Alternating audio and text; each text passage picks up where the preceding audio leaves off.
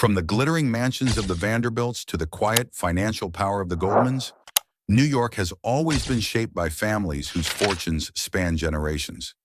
These aren't the overnight billionaires of today. They are dynasties built on railroads, oil, real estate, publishing, and Wall Street itself. Their legacies are carved into the skyline, the culture, and even the very streets of Manhattan. In this video, we uncover the top 10 richest old money families in New York, exploring how they built their empires, how they preserved their fortunes, and how their influence still shapes the city we know today. Stay with us as we count down from rich to richest. In the number 10 position, we have the Vanderbilt family, a dynasty once so powerful that people called them America's royalty during the Gilded Age. Their story begins with Cornelius Vanderbilt, a man who started with nothing more than a small ferry business in New York Harbor. Through grit, daring, and relentless ambition, he built a shipping and railroad empire that turned his name into one of the most recognized in America. At the height of their wealth, the Vanderbilts were worth the equivalent of hundreds of billions in today's money. What made them fascinating wasn't just their money, but the way they flaunted it. Imagine mansions stretching across Fifth Avenue, estates in Rhode Island like the Breakers, and summer homes that rivaled palaces in Europe. The Vanderbilts became symbols of what old money meant in New York: extreme wealth, social dominance, and influence that reached far beyond business. But here's the twist. While Cornelius built one of the greatest fortunes in history, later generations struggled to hold on to it. Extravagant spending, massive inheritances split between too many heirs, and a lack of focus slowly chipped away at their financial empire. By the mid-20th century, many Vanderbilts were rich in name only, their fortune a shadow of what it once was. Yet even today, the family remains iconic.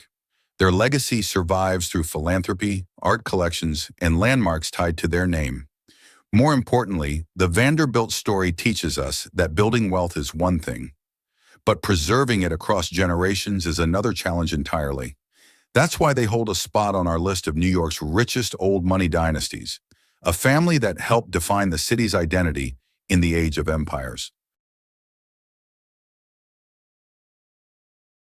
In the number 9 position, we have the Astor family, a dynasty so deeply tied to New York that people once called them the landlords of Manhattan. Their wealth began with John Jacob Astor, a German immigrant who arrived in the late 1700s with almost nothing. He started in the fur trade, selling pelts across the young American frontier, and eventually built a fortune that made him America's first multimillionaire. But his greatest move wasn't furs, it was land. Astor had a vision that others ignored. He believed Manhattan real estate would one day become priceless, so he quietly bought up vast plots of land, holding them as the city grew. That foresight paid off beyond imagination. By the 19th century, the Astors owned so much of Manhattan that tenants across the city were literally paying rent to the Astor family. Their wealth made them the definition of old money in New York society. They didn't just own land, they owned influence. Caroline Astor, the family matriarch, created what was known as the 400, the exclusive list of New York's social elite. If you weren't invited to an Astor ball, you weren't truly part of high society. But like many dynasties, the Astor fortune faced challenges. Inheritances were divided, fortunes spread thin, and the rise of new billionaires in the 20th century pushed the Astors out of the spotlight. Still, the family name remains etched in the city, from the Waldorf Astoria Hotel legacy to Astor Place in Manhattan. The Astors proved that old money isn't just about wealth, it's about shaping culture. They didn't just buy into New York, they helped define its high society. That's why they continue to stand tall among the richest old money families in the city. In the number 8 position, we have the Durst family, a dynasty that shaped the very skyline of New York City. Their story begins with Joseph Durst, a Jewish immigrant from Poland who arrived in America in the early 1900s with barely a dollar to his name. Through hard work and a sharp eye for opportunity, he founded the Durst organization in 1915. At first, it was just a small clothing business, but Joseph quickly realized that the real fortune wasn't in fabric. It was in property. By steadily investing in Manhattan real estate, Joseph planted the seeds of what would become one of New York's most powerful dynasties. His children and grandchildren grew those investments into a multi-billion-dollar empire, owning and developing some of the city's most iconic skyscrapers. From the Bank of America Tower in Midtown to their stake in One World Trade Center, the Durst name is quite literally written across New York's skyline. What sets the Dursts apart is their long-term vision. While others chased quick profits, the family played the waiting game, holding land and buildings for generations. This strategy allowed them to grow their fortune steadily, while avoiding the kind of financial collapses that erased other dynasties. But like many families with vast wealth, their story isn't without controversy. Feuds over power and succession made headlines, most famously in connection with Robert Durst, whose troubled life drew national attention. Still, the family's legacy in real estate remains unshaken, and their company continues to be a dominant force. The Dursts remind us that old money isn't always about flash and spectacle. Sometimes it's about patience, persistence, and the power of property. Their empire proves that real estate truly is the backbone of New York dynasties. In the number 7 position, we have the LeFrak family, one of the most enduring real estate dynasties in New York. Their story begins with Harry LeFrak, a French immigrant who founded the LeFrak organization in 1901. What started as a small construction business grew into a giant family-owned empire, with entire neighborhoods and massive housing developments carrying their mark. The real turning point came after World War II, when Harry's son, Samuel LeFrak, saw the housing boom coming. While others built small, Samuel built big, entire master-planned communities with thousands of apartments. Places like LeFrak City in Queens became landmarks of affordable housing and urban design. At its peak, the family controlled tens of thousands of rental units, turning them into landlords to generations of New Yorkers. But the LeFraks didn't stop there. As the decades passed, they expanded beyond middle-class apartments into luxury real estate. Their developments on the New Jersey waterfront, such as Newport and Jersey City, transformed once abandoned industrial land into glittering modern communities. The family also moved into Florida and beyond, proving their empire wasn't limited to New York alone. What makes the LeFrak family fascinating is their mix of stability and adaptability. They built a foundation on safe, steady investments, but weren't afraid to modernize their strategy when the market shifted. Today, under the leadership of Richard LeFrak, the organization manages billions in real estate, standing as one of the largest privately held property companies in America. The LeFrak legacy is proof that dynasties don't have to burn out with time. By balancing tradition with vision, they've kept their fortune growing for over a century, earning their place among New York's richest old money families. In the number 6 position, we have the Tisch family, a dynasty that turned a single hotel investment into a sprawling empire of hotels, energy, insurance, and influence. Their story begins with brothers Lawrence and Preston Robert Tisch, sons of Russian immigrants who grew up in Brooklyn. In the 1940s, they pooled their savings and bought a small resort in Lakewood, New Jersey. That modest step became the seed for Lowe's Corporation, a holding company that would change the course of their family forever. The Tisches had a knack for spotting undervalued opportunities. They built low-use hotels into a nationwide chain, but they didn't stop there. They expanded into insurance with CNA Financial, energy pipelines, and even a long run of ownership in CBS, one of America's biggest television networks. This diversification made the Tisch family fortune not just large, but resilient. When one sector faced challenges, another was there to keep the wealth growing. In New York, the Tisches became pillars of civic life. They donated heavily to cultural institutions, universities, and hospitals. If you walk around the city, you'll see their name on buildings, schools, and even stadiums. A reminder that their influence goes far beyond the boardroom. What makes the Tisch dynasty stand out is not only their financial acumen, but their commitment to running their empire like a professional corporation. Unlike some old money families torn apart by infighting, the Tisches managed succession smoothly, keeping their family united while expanding their fortune. Today, Lowe's remains a multi-billion-dollar corporation, and the Tisch name is synonymous with both wealth and philanthropy. Their journey shows how vision, discipline, and family unity can turn a simple hotel purchase into one of New York's greatest old money legacies. In the number 5 position, we have the Phipps family, a dynasty whose fortune was built on steel and preserved through one of America's most powerful family offices. Their story begins with Henry Phipps Jr., the son of poor English immigrants who grew up in Pittsburgh. He partnered with his childhood friend Andrew Carnegie, and together they built Carnegie Steel, the company that would dominate the American Industrial Revolution. When the business was sold to J.P. Morgan in 1901, Phipps walked away with a fortune that would last for generations. Unlike many industrialists of his era, Phipps wasn't just thinking about his own wealth. He believed in creating systems that would protect and grow his fortune for his children and grandchildren. That's why in 1907, he founded Bessemer Trust, a private family office designed to manage the Phipps fortune with discipline and expertise. What began as a family tool soon became one of the most respected wealth management firms in the world, serving not just the Phippsies, but many of America's richest families. Beyond finance, the Phipps family invested heavily in real estate. They bought large tracts of land in Florida, including Palm Beach and Miami, areas that later became some of the most valuable in the country. Their foresight in land banking ensured their wealth multiplied even as industries changed. The Phippsies also built a reputation for philanthropy, donating to education, housing, and medicine. Their name lives on in parks, foundations, and institutions across New York and Florida. What makes the Phipps family stand out is their focus on sustainability, not environmental but financial. They turned a one-time industrial windfall into a system of generational wealth preservation. That's why more than a century later, their fortune remains strong, keeping them among New York's most powerful old money dynasties. In the number 4 position, we have the Ziff family, a dynasty that proves old money doesn't always mean living in the spotlight. Their fortune began with William Ziff Sr., who co-founded Ziff Davis Publishing in the 1920s.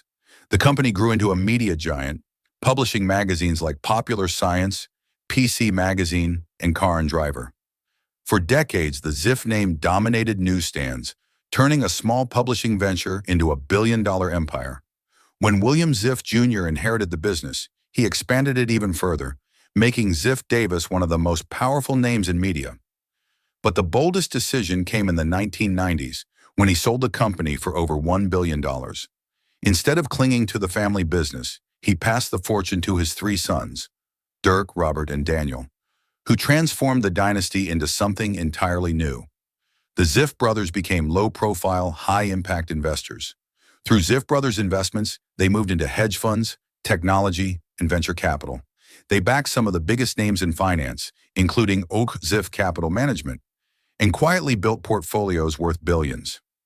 Unlike other dynasties known for lavish lifestyles and society headlines, the Ziffs kept a quiet, almost invisible presence. Yet their influence is undeniable. They've invested in real estate, supported philanthropic causes, and built a reputation for being disciplined stewards of wealth. The Ziffs show how old money can adapt to modern times, shifting from print magazines to tech, finance, and beyond. What makes their story so fascinating is the contrast. While their fortune is massive, their public profile remains modest. They remind us that true power doesn't always have to shout. Sometimes it whispers from behind the scenes and still shapes the future. In the number 3 position, we have the Rockefeller family, perhaps the most famous old money dynasty in American history. Their story begins with John D. Rockefeller, the founder of Standard Oil, who built one of the greatest fortunes the world has ever seen. At the height of his wealth, he controlled over 90% of America's oil industry, and his net worth would equal hundreds of billions of dollars today. More than just rich, he became a symbol of power, ambition, and the rise of industrial America.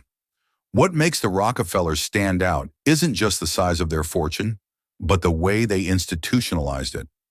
Instead of letting wealth scatter across generations, John D. Rockefeller created trusts and family offices that ensured the money was managed with discipline. This allowed his children, grandchildren, and great-grandchildren to remain financially secure while also funding massive philanthropic efforts. In New York, their mark is everywhere. From Rockefeller Center, a landmark of the city's skyline, to their support of the Museum of Modern Art and the Metropolitan Museum, the family has shaped culture and architecture.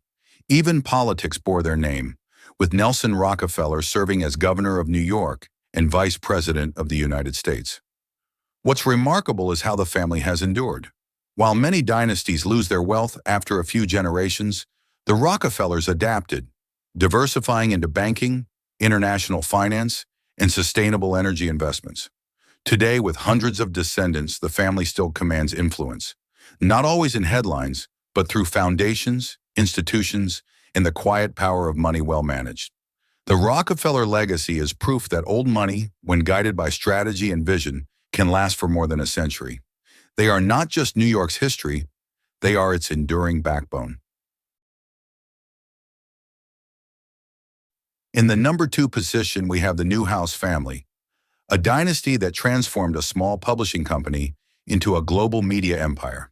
The story begins with Samuel Worcester Newhouse, who started as an office boy in New York and worked his way up through newspapers. With ambition and an instinct for opportunity, he began buying struggling local papers, reviving them, and building what would later become Advance Publications. Advance grew into a powerhouse, owning dozens of newspapers across the country. But the real jewel in the crown came when the family acquired Condé Nast, the legendary publisher of magazines like Vogue, The New Yorker, Vanity Fair, and GQ. Under their leadership, these magazines became cultural icons, shaping fashion, art, and society on a global scale. The Newhouses didn't stop at print. As media evolved, they moved boldly into television and digital. Advance took early stakes in Discovery Channel and later in Charter Communications, one of the largest cable companies in America. This forward-thinking strategy kept the family's wealth growing even as newspapers struggled. What makes the Newhouse dynasty so compelling is their influence over taste, culture, and information. Unlike many old money families rooted in real estate or industry, the Newhouses built their empire on ideas, creativity, and communication. They controlled not just property, but perception. And in New York, that is power. Today, the Newhouse family fortune is measured in billions, with control spanning magazines, digital platforms, and cable investments. While their media outlets have faced challenges in the digital age, the dynasty continues to adapt and evolve, just as Samuel Newhouse once did. Their story proves that old money isn't always about factories and land. Sometimes it's about shaping culture. And in New York, few families have done it better than the Newhouses. In the number 1 position, we have the Goldman family, a dynasty rooted in the very heart of Wall Street. Their story begins with Marcus Goldman, a German immigrant who arrived in New York in the mid-1800s. With little more than determination, he opened a small office on Pine Street where he specialized in commercial paper, essentially short-term loans to help businesses keep their cash flowing. This simple idea laid the foundation for what would become Goldman Sachs, one of the most powerful investment banks in the world. Over time, Marcus brought his son-in-law Samuel Sachs into the business, and together they expanded Goldman Sachs into a financial powerhouse. By the early 20th century, the firm was underwriting major companies, steering mergers, and becoming a central player in America's economic growth. Through wars, recessions, and booms, the Goldman family's institution remained a key pillar of New York's financial might. Unlike some old money dynasties who flaunted their wealth in mansions and high society, the Goldmans built their legacy quietly, letting the firm's reputation speak for them. But their influence was undeniable, shaping the careers of financiers, guiding industries, and fueling the city's role as the financial capital of the world. Generations later, the Goldman family wealth lives on through trusts, investments, and deep connections in banking. While Goldman Sachs has grown beyond family control, the dynasty's roots remain embedded in its DNA. Their name has become synonymous with power, finance, and the relentless drive of New York's old money elite. The Goldman legacy reminds us that dynasties aren't only built on steel, oil, or real estate. Sometimes they are built on trust, credit, and the flow of capital. And in the empire of money, few families have ever shaped New York's story quite like the Goldmans.